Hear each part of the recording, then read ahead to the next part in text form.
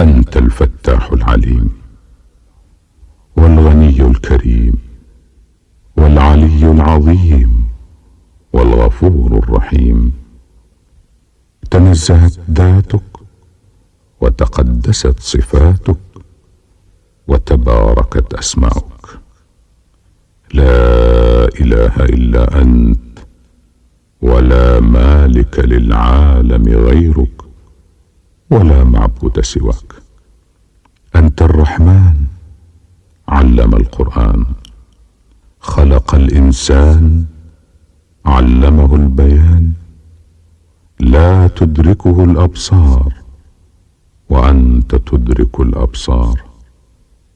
تعطي من تشاء وتمنع من تشاء، ولا يخفى عليك شيء في الأرض ولا في السماء.